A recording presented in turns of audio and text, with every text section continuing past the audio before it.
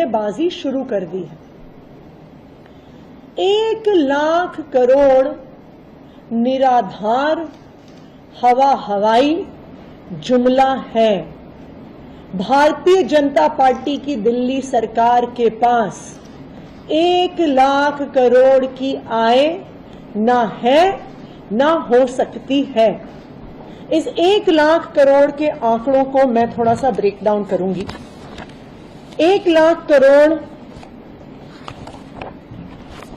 ये budget at a glance जो मुख्यमंत्री जी ने पेश किया, उसमें उन्होंने सबसे पहले ये आंकड़ा दिया कि कहां कहां से पैसे आएंगे। सबसे पहला आंकड़ा है टैक्स रेवेन्यू। टैक्स रेवेन्यू में इन्होंने कहा है कि 68,700 करोड़ रुपए आएंगे, जो पिछले वित्त वर्ष से 10,000 करोड़ रुपए ज्यादा है।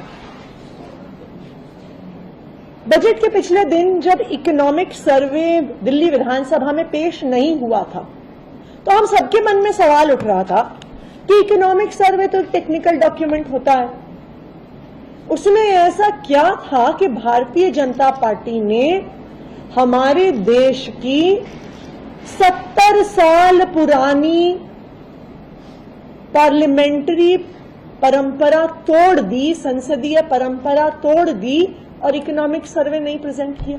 1951 से बजट का हिस्सा है इकोनॉमिक सर्वे। 1964 से बजट के डॉक्यूमेंट से अलग होकर बजट से पिछले दिन पेश होता है इकोनॉमिक सर्वे। लेकिन जब ये 68,700 करोड़ का आंकड़ा सामने आया, तब मुझे समझ में आया इकोनॉमिक सर्वे क्यों नहीं पेश हुआ। क्योंकि इकोनॉमिक सर्वे दिल्ली की इकोनॉमी की स्थिति बताता है। रियल एस्टेट सेक्टर कितना बढ़ रहा है, सर्विस सेक्टर कितना बढ़ रहा है, स्मॉल ट्रेडिंग कितनी बढ़ रही है, रिटेल कितना बढ़ रहा है, होलसेल ट्रेडिंग कितनी बढ़ रही है। अगर इकोनॉमिक सर्वे सामने आ जाता तो ये हवाई टैक्स का आंकड़ा जो पिछले साल से 20% का इंक्रीज दिखा रहा है, वो भारतीय जनता पार्टी अपने बजट में नहीं रख पाती। भारतीय जनता पार्टी की अपनी केंद्र सरकार का इकोनॉमिक सर्वे जीडीपी ग्रोथ 6.5% पे प्रोजेक्ट कर रहा है। 6.5% जीडीपी ग्रोथ पर 20% टैक्स का इंक्रीज, ये कुछ अद्भुत ही चमत्कारी इकोनॉमिक्स है जो सिर्फ भारतीय जनता पार्टी कर सकती है।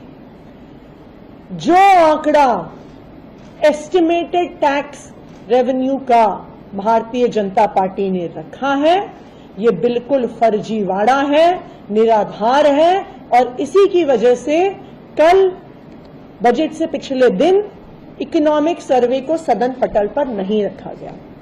अगर आप देश की इकोनॉमी के आंकड़े और दिल्ली की इकोनॉमी के जो आंकड़े उपलब्ध हैं, उसके अनुसार हिसाब लगाएंगे तो दिल्ली का टैक्स रेवेन्यू तकरीबन 63,000 करोड़ के आसपास आने वाले वित्त वर्ष में होगा।